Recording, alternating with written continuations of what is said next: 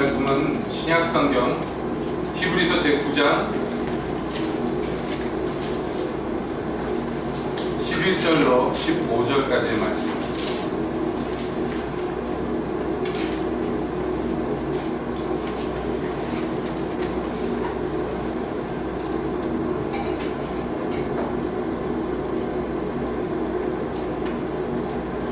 히브리서 9장 11절부터 15절까지 말씀 제가 읽겠습니다.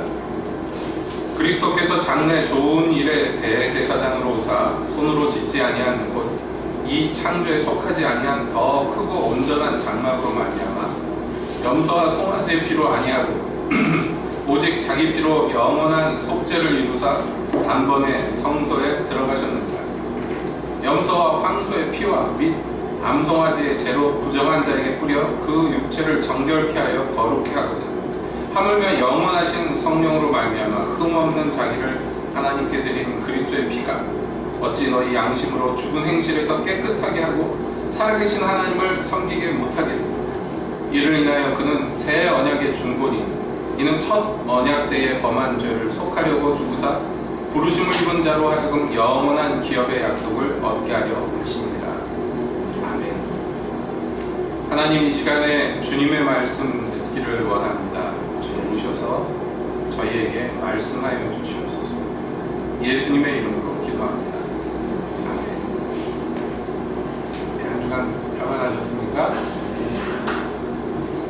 정말 이 평안에 대해서 이야기할 만한 한 주간이었죠. 땅이 흔들리고 요동했습니다.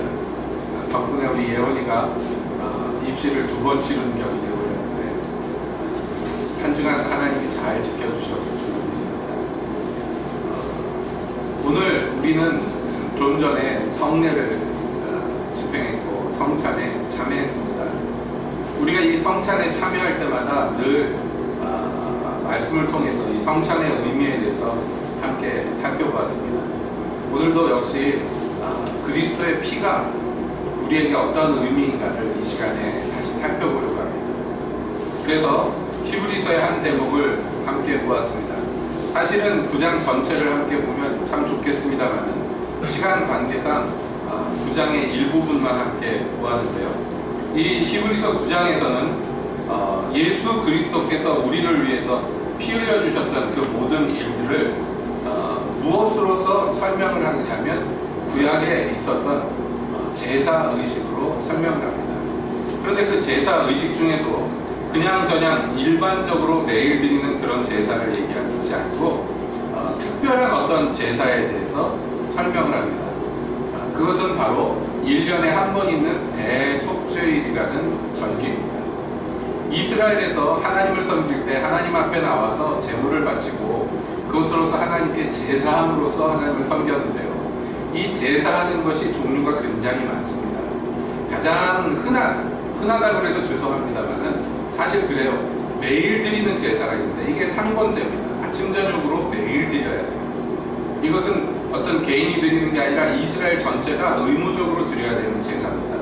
상번제는 절기와 상관없이 또 다른 제사와 상관없이 항상 드려지는 절기, 이 제사입니다. 그뿐만 아니라 개인적으로 드려지는 여러 가지 제사들이 있죠. 번제와 속죄제와 속건제와 화목제와 이런 제사들이 있습니다.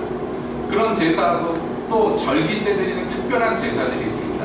6월절에 드리는, 무교절에 드리는, 초막절에 드리는 이런 제사들이 있습니다. 그런데 그 모든 제사들 중에서 가장 중요한 제사가 있는데 그게 바로 대속죄일이라는 그날에 드리는 제사예요. 거기에 대해서 이제 9장에도 이제 설명을 하는데 뭐냐면 첫 언약이, 이 첫 언약은 다시 말하면 지금 말씀드린 그 구약에서의 하나님 섬기는 방식을 얘기합니다. 그때에는 9장 1절부터 설명이 나와요. 섬기는 예법과 세상에 속한 성소가 있었는데 예비한 첫 장막이 있었고 그 안에 등대와 상과 진설병이 있었고 이는 성소라 일컫고 또 둘째 휘장 위에 있는 다른 장막 하나가 있는데 그것을 지성소라 일컫나니 이렇게 되어 있어요. 그러니까 성소는 하나님 앞에서 이 성막의 형태는 어떻게 되어 있냐면 머릿속에 그려보세요. 정사각형이 있는데 이 정사각형 두 개가 붙어서 직사각형이 된다. 때 그런 형태로 돼 있어요. 그래서 앞쪽에 있는 정사각형을 성소라고 부릅니다.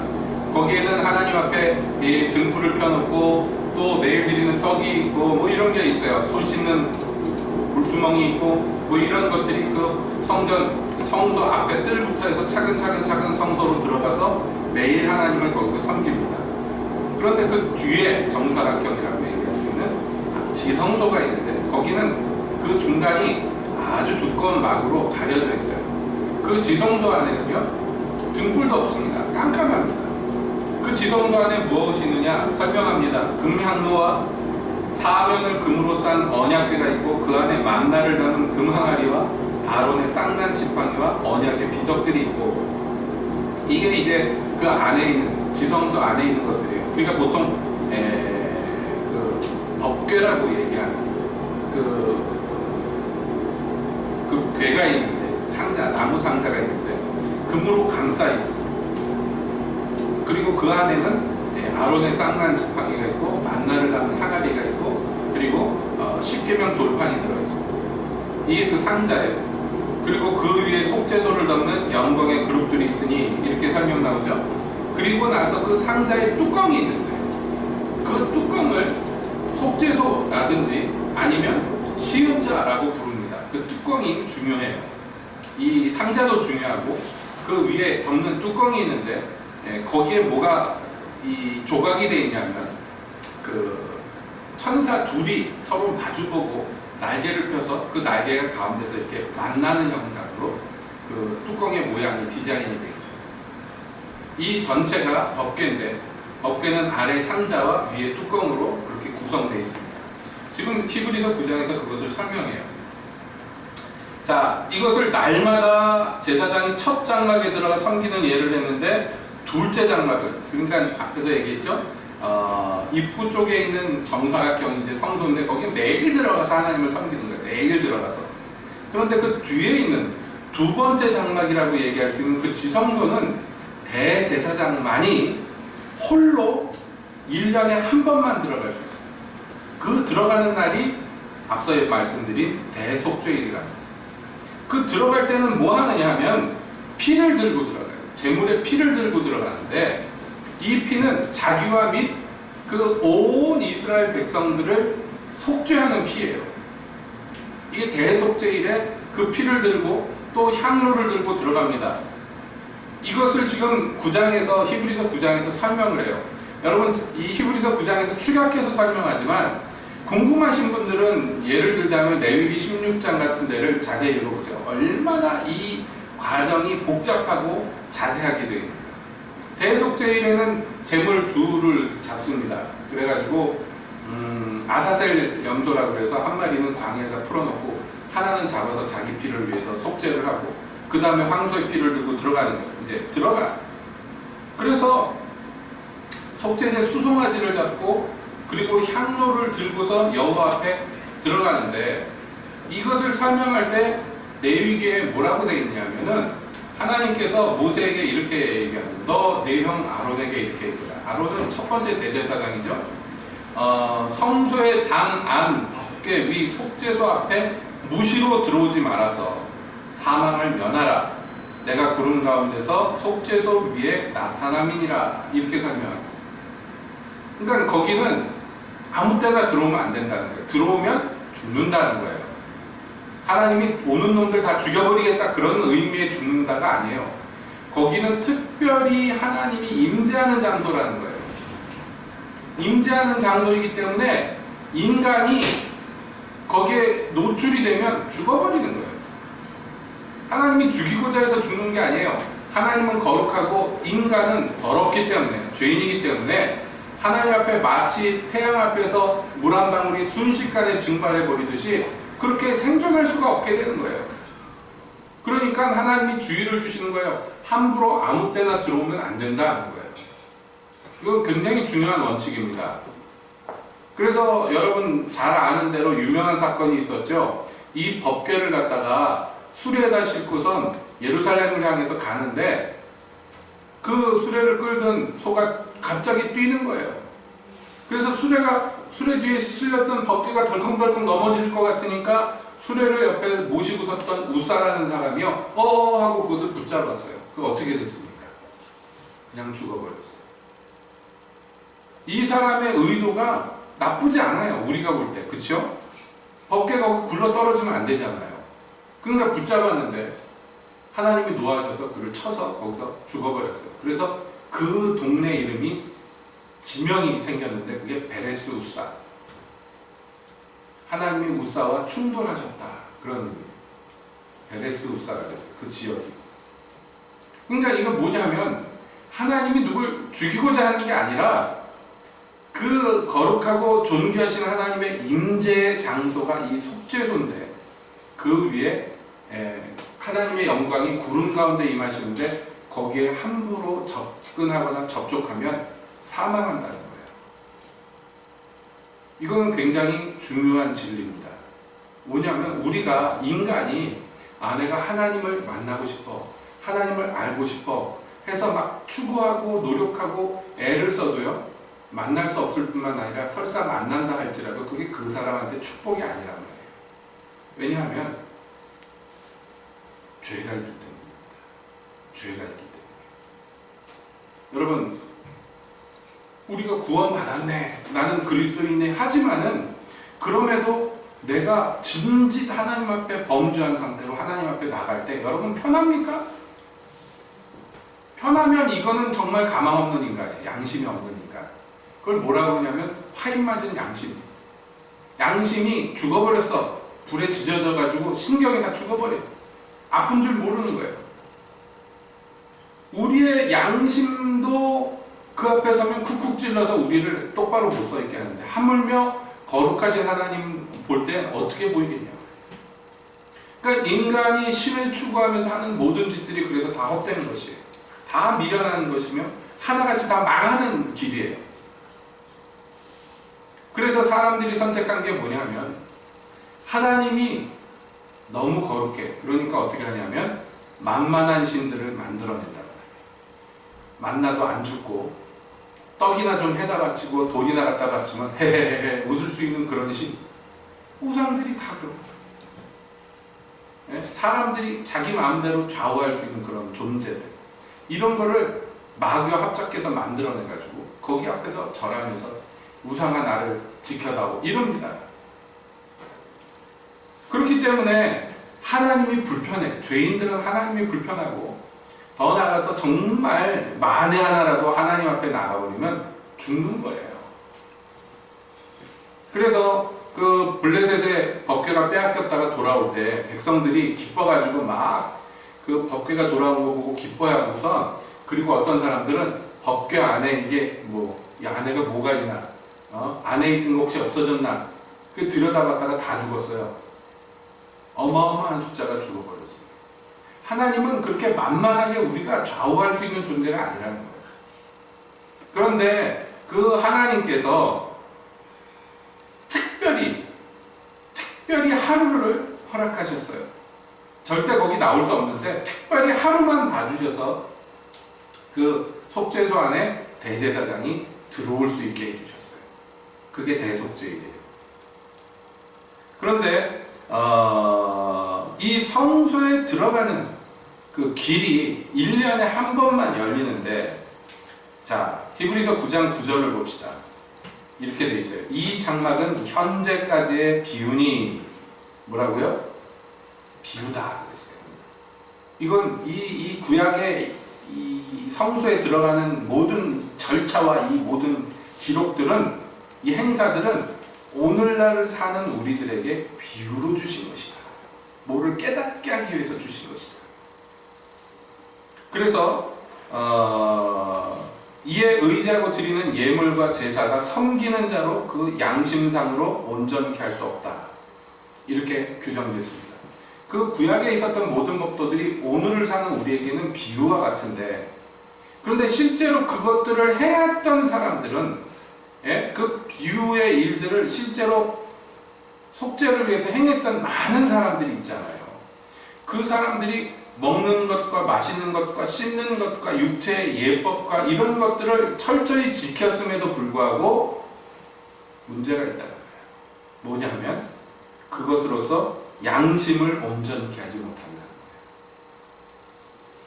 이게 그 첫 번째 언약의 한계예요. 그 언약도 굉장한 하나님의 은혜와 축복과 자비 때문에 하루 열리는 거였는데, 그 하루 열려서 여러분 대속죄일에 대제사장이 들어가는데요, 이스라엘의 풍습에 보면 어떻게 되어 있냐면, 성경에는 안 나와 있습니다만 이스라엘의 풍습에 보면요, 대속죄일 전날부터 대제사장은요 금식하면서 계속 기도하면서 깨어 있습니다. 그 밤에 졸립잖아요. 근데 잠을 자면 안 돼, 밤에. 왜 그러냐면 자다가 꿈에서 범죄하면 안 된다. 그래서 졸려도 눈을 부릅뜨고 앉아있는데, 그 혼자 앉아있으면 또 잡생각 들 수 있잖아요. 그러니까 어떻게 하냐면 제사장들이 돌아가면서, 순번제로 돌아가면서 계속 성경책을, 율법책을 읽어줘요. 밤새. 그래서 딴 생각 안 들고 계속 성경만 듣고 있는 거야, 이 사람은. 왜 그런지 아세요? 제사장이 모든 몸에 갖춘 것을 다 하고 제대로 하고 들어갔어도요 죽는 수가 있더라는 거예요, 그 안에서. 그래서 제사장 옷에는요 딸랑딸랑 방울 소리가 나는 쇠를 달게 돼 있어요, 옷깃에다. 그것은 두 가지 이유가 있는데, 첫 번째는 소리를 내서 하나님께 자기의 존재를 알려드리는 거예요. 내가 여기 있습니다. 두 번째는요, 밖에서 듣는 거예요. 살았나 죽었나. 뭐 그래가지고 일설에 의하면 소리가 딸랑딸랑 안에서 나다가 안 나면 아이고 죽었구나. 그래서 무슨 갈고리 같은 거 긴 걸로 사람 들어가면 또 죽으니까 이렇게 해가지고 걸어가지고 질질질질 끌고 나왔다. 잡생각 한번 하면, 허튼 생각하면 죽는 거예요, 거기서. 그러니까 대제사장이 대속죄일에 들어가는 건 목숨 걸고 들어가요. 한 손에는 제물의 피를 들고 한 손에는 향로를 들고 들어가서, 들어가기 전에 먼저 팔부터 집어넣어가지고 그 속죄소 안에 이 향의 연기가 가득하게 해요. 그걸 왜냐하면 하나님의 시야에서 조금이라도 자기를 가리는 거예요. 거룩하신 하나님 눈앞에 조금이라도 자기를 가리우기 위해서 그 향을 피웁니다. 그 하나님으로부터 자기를 가리워주는 거예요. 왜냐하면 노출되면 죽으니까. 그러고 나서 이제 제물의 피를 들고 들어가서 말씀드린 그 시은자, 법궤 뚜껑에다가 뿌리는 거예요. 그 자기와 자기 백성들의 죄를, 1년간의 죄를 용서해 주십시오. 그러면서 그 피를 거기다 뿌리고, 그리고 나서 나오는 거예요. 여러분, 이거 1년에 한 번씩 할 때마다 다리가 얼마나 떨리겠어요? 후들후들 할 거 아니에요, 그렇죠? 손발은 얼마나 떨릴 거예요. 목숨 걸고 들어갔다 와요. 하나님이 그렇게 경유할 만한 거룩한 분이라고. 그래서 하나님의 존재에 대해서 성경은 뭐라고 묘사하냐면 캄캄한 데 거하신다. 빛이신데 하나님은 캄캄한 데 거하는 건 무슨 까닭이냐면 우리와 사이를 그렇게 방어막을 치신단 말이에요. 빽빽한 구름 가운데 캄캄한 데 있겠다. 하나님은 그렇게 얘기하죠. 우리를 사랑하는데 우리를 가까이에서 안아주려고 하면 애들이 다 죽어버려요. 죄인이라서. 그러니까 이거 하나님의 참 안타까움이에요. 그래서 하나님께 제일 가까이 갔던 인간이 말하자면 모세 같은 사람인데요. 예? 모세에게 하나님이 엄청난 은혜를 허락하셨는데요. 하나님을 보고 싶습니다. 하나님 얼굴을 내가 보고 싶습니다. 그랬더니 나를 보고 살 자가 없으니까 그건 안 된다. 근데 네가 그렇게 소원하니 내가 내 뒷모습만 보여주겠다. 그리고 바위 틈에 그를 집어넣고 그 위에 손으로 덮으시고 하나님이 방어막을 다 쳐주시는 거예요. 그리고 그 앞에 지나가셨어요. 근데 제대로 보는 것도 아니에요, 모세가. 하나님이 꽁꽁 싸매는 거예요. 그럼에도 불구하고 모세가 산에서 내려왔는데 백성들이 그 모세의 얼굴도 볼 수가 없어요. 하나님의 얼굴은 고사하고 하나님이 잠깐 지나가셨던 그 모세, 그의 얼굴에 나오는 그 빛을 보면서 두려워서 가까이 오지 못해. 그래서 모세가 어떻게 했느냐? 얼굴을 수건으로 감쌌어요. 자기 얼굴을. 그제서야 백성들이 나오는 거예요. 이게 모세의 얼굴을 감싼 것처럼 하나님도 우리를 보고 싶지만 그 감싸놓고 가려질 수밖에 없어요. 이것이 첫 번째 언약의 한계입니다. 그런데 그거조차도 그렇게 어렵게 정말 목숨을 걸고 하나님 앞에 나아갔다 오는 그 일조차도 그 사람 속 내면에 있는 양심을 온전하게 살려줄 수 없더라는 거예요. 왜냐하면 이건 애초에 죽은 양심입니다. 죄로 말미암아 죽은 양심입니다. 하나님 은혜로 간신히 그런 것들 저런 것들을 하기는 하지만 그것이 그 사람 속을 바꿔줄 수가 없더라는 거예요. 그래서 어떻게 하느냐, 이것이 개혁될 일이 있다 그랬어요. 이것이 다시 새롭게 되고 바르게 되고 온전하게 될 때까지 계속 그 일들이 진행되어 왔다는 거예요. 그런데 이게 개혁돼서 온전함을 얻는 것, 이건 언제 가능하느냐? 바로 예수님이 이 땅에 오셨을 때 그것이 가능한 거예요. 이 모든 구약의 일들은 비유고 상징인데 드디어 실체가 오는 거예요. 그게 예수님이다. 그것이 이제 오늘 읽은 본문의 얘기입니다. 손으로 짓지 아니한 온전한 장막을 예수께서 이 땅에 펼치셨어요. 사람의 손으로 만들지 않은 온전한 장막. 이건 여러분 그 성막을 의미하는데 광야에서 이스라엘 백성들이 성막을 만들었어요. 근데 그거 마음대로 만든 게 아니에요. 시내산에서 하나님이 모세에게 보여주셨어요. 성막을. 그리고 뭐라고 그러냐면 너 내려가서 내가 산 위에서 보여준 그 성막대로 만들어라. 그러니까 무슨 얘기냐면 모세가 본 오리지널이 있어요.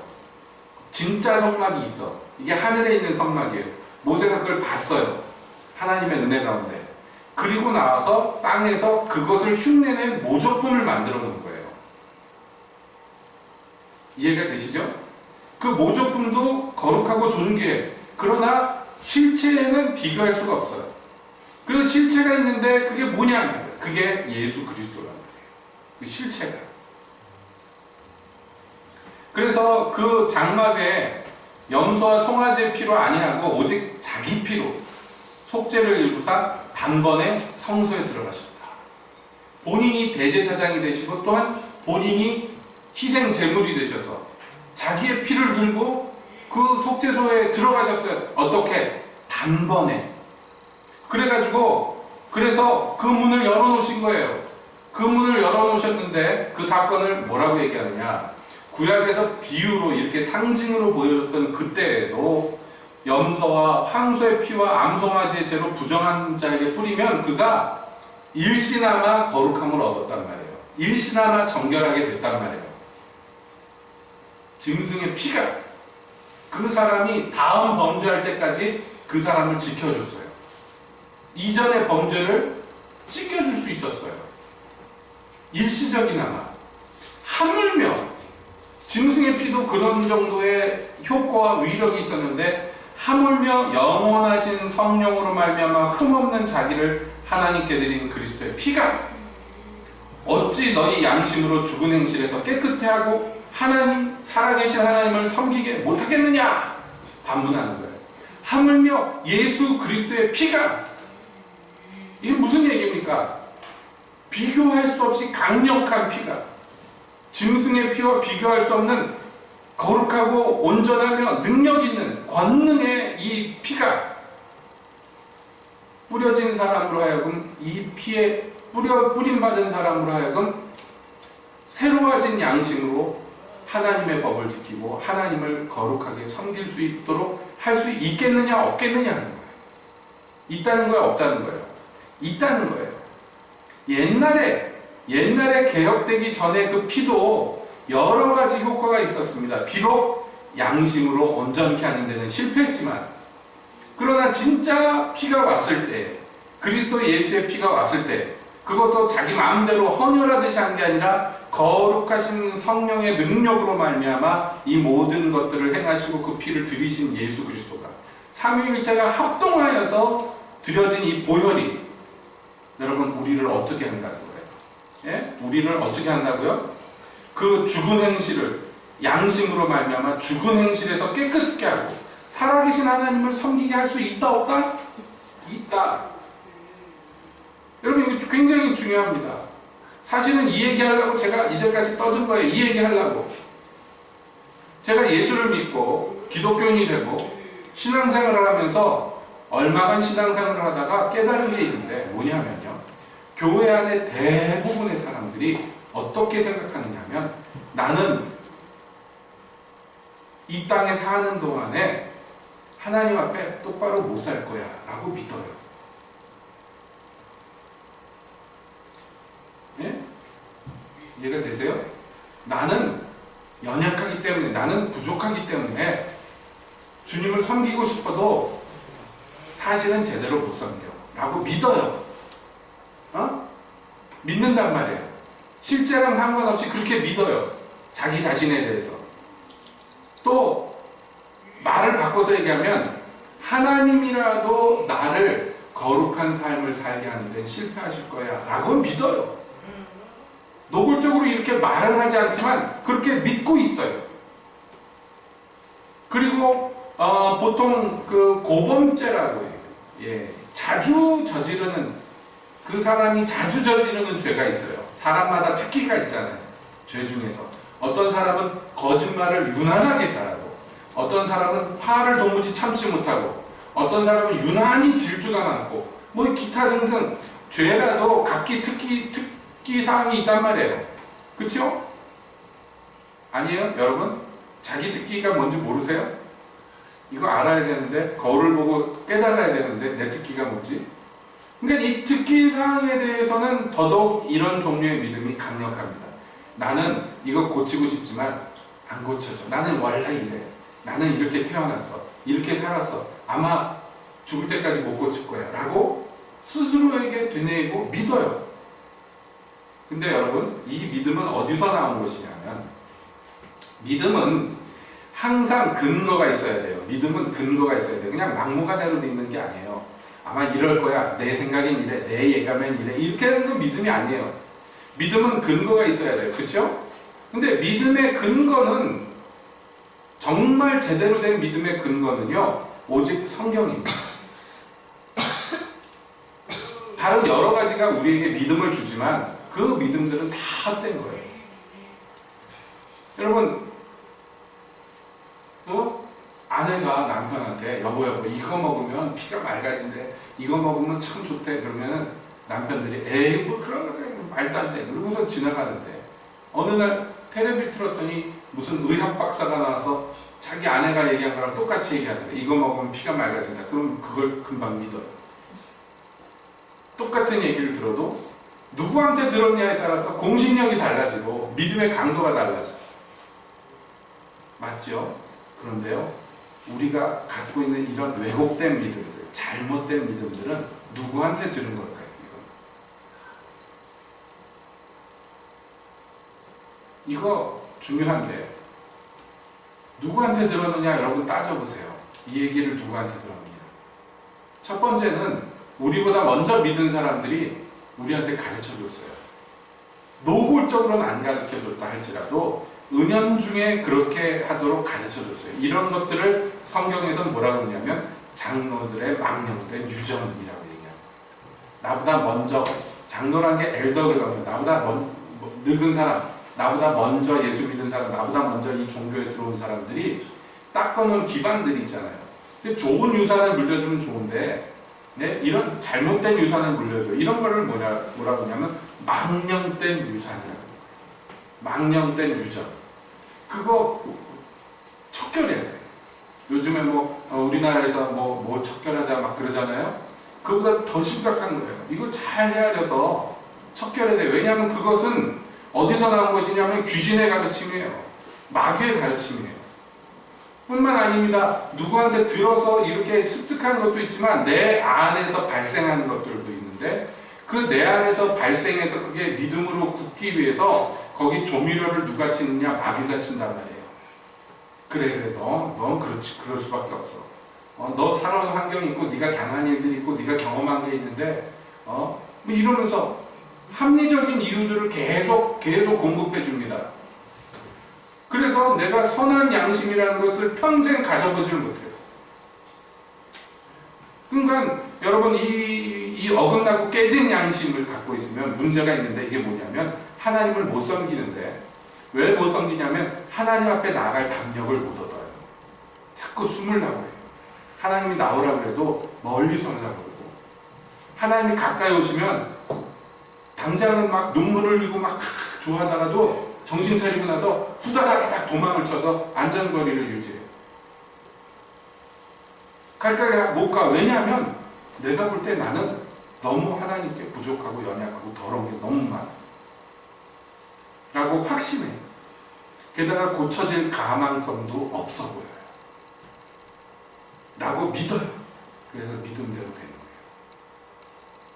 우리가 하나님 섬기는 것은요, 완전하고 완벽해서 섬기는 거 아닙니다. 코찔찔이들, 오줌 싸개들도 엄마 아빠 앞에서는 두 팔 벌리고 달려드는 거예요. 요즘에는 개고 고양이고 다 집안에서 기르는 풍조가 만연해 있죠. 그래서 이제는 애완견 이렇게 얘기 안 하고 뭐라고 하냐면 반려견 이렇게 얘기합니다. 식구가 돼버렸는데, 여러분 집안에서 개나 고양이 길러보신 분들은 알지만 얘네들 훈련시켜도요 똥오줌 실수합니다. 예. 그 주인들이 개똥 치우고 고양이 똥 치우면서 이놈의 자식 그래도 자기 애완견 애완묘들은 사랑해요. 그죠? 걔네들이 뭐 돈 벌어오는 것도 아니고 무슨 뭐 대단한 거 하는 거 없어. 근데 왜 사랑할까? 주인이 똥오줌 채워가면서 때 되면 밥 줘가면서. 딱 하나예요. 밖에 나갔다가 퇴근해서 집에 돌아오면 문 열라고 열쇠 철컥철컥하면 벌써 문 안에서 막 팍팍팍팍 긁고 막 좋아가지고 막 죽어요. 막 짐승들이. 문 열면은 고양이고 개고 달려들어가지고 막 주인 왔다고 헥헥거리고 좋아하고 막 꼬리치고 달려들고 막 그러면 그거 하나로 충분히 이 짐승들을 먹이고 기를 수 있어요.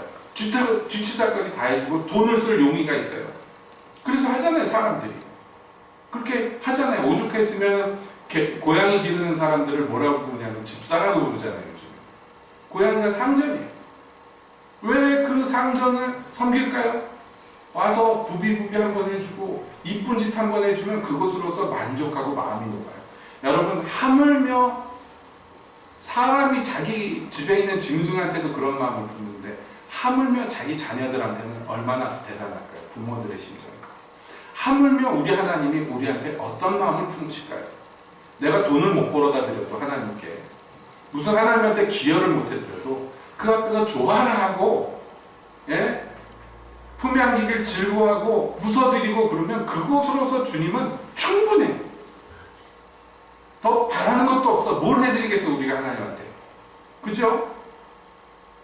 그런데 문제가 뭐예요? 이 상한 양심들이, 왜곡된 믿음들이 그 하나님 앞에 나아가지 못하게 만든단 말이에요. 하나님을 즐거워하지 못하게 만들고 하나님을 기뻐하지 못하게 만들어요. 그 믿음들이. 이게 원수가 뿌려놓은 가라지라. 이것만 잘하면 그 사람이 지발로 알아서 하나님으로부터 멀어지는 거예요. 그래서 성경은 얘기하는 거예요. 짐승의 피도 이런 일 저런 일 해서 하나님 앞에 감히 만날 수 없는 하나님 앞에 1년에 한 번 나올 수 있도록 만들어줬는데, 하물며 거룩한 성령으로 말미암아 자기를 온전하게 드린 예수 그리스도의 피가, 하나님의 아들의 그 거룩한 보혈이 너희 양심으로 과거의 모든 일들 청산하고 기쁘게 하나님 섬기게 하는 것 못하겠냐는 거예요. 나는 못해. 그러나 그리스도의 보혈이 할 수 있단 말이에요. 그렇게 믿으란 말이에요. 그렇게 믿어야지 주님이 우리를 위해서 예비하신 유산들을 우리가 물려받을 수 있다는 거예요. 영원한 유업이 우리 것이 된다는 거예요. 우리가 나를 기념하라 해서 기념합니다. 주님 앞에 나와서 그 살을 먹고 그 피를 마시면서 나를 위해 살을 찢기신 예수님, 나를 위해 피 흘리신 예수님을 기억하고 기념하며 왜 이런 일들을 합니까? 왜? 자꾸 자기한테 가르쳐야 돼요. 자꾸 가르쳐야 돼요. 이 못돼 먹은 인간에게 가르쳐야 돼요. 예수님이 널 위해서 물과 피를 쏟으셨어. 예수님이 널 위해서 자기 몸을 찢기셨어요. 자기 살을 뜯어서 우리를 먹이시고 자기 피를 뽑아서 우리를 마셔서 우리를 살리셨어요. 이 온 세상 사람들이 다 알아야 되는 복음이지만 제일 먼저 내가 알아야 돼요. 내가 믿어야 돼요. 그래서 내 양심이 그 죽은 행실에서 나를 깨끗게 돌이키며, 그리고 살아계신 하나님을 우리가 섬길 수, 감히 가까이 나가 섬길 수 있는 담력을 어디서? 예수 그리스도의 보혈에서, 이 보혈에서 얻어야 돼요. 누려야 돼요. 그래야지 어디 가서 자랑할 수 있고 어디 가서 이것을 선전할 수 있는 거예요.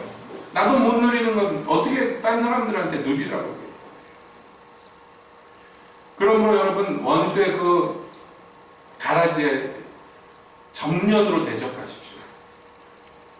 여러분 마음에 허튼 소리 들리거든, 여러분 귀에 허튼 얘기가 들리거든, 예수 그리스도의 이름으로 꾸짖고 쫓아내십시오. 받아먹지 마십시오. 그것은 우리를 위해 피 흘리신 하나님의 아들의 피를 현저히 욕보이는 짓입니다. 그리스도의 피는 이 모든 것들을 능히 이기게 하시고 우리로 과거의 악한 행실에서 승리하게 하시고, 그리고 살아계신 거룩하고 존귀하신 하나님, 대제사장도 1년에 한 번 목숨 걸고야 가까이 갈 수 있었던 그 하나님 앞에 아버지라 부르짖으며 달려나갈 수 있는 담력을 주게 하는 거예요. 이거 받아 누려야 됩니다. 아들의 직분, 아들의 신분, 딸의 신분으로 이 특권을 받아 누려야 됩니다. 고아의 마음이 떠나가고 양자의 영이 여러분 안에 충만하기를 축복드립니다. 그리스도의 보혈이 능히 그렇게 하실 수 있습니다. 예수님이 값을 치르셨고 우리는 더 이상 값을 치를 필요가 없어요. 예수님이 이미 충분히 다 치르셨어요. 그것을 이제 우리는 받아서 누리고 증거하고 선전하고 자랑해야 돼요. 우리 새빛교회 한 분 한 분이 이 그리스도의 피와 살에 충분히 받아 누린 축복을 받아 누리고 그 영광을 충분히 발산하는 거룩한 자녀들의 자리에 서시기를 예수님의 이름으로 축복드립니다. 기도합시다.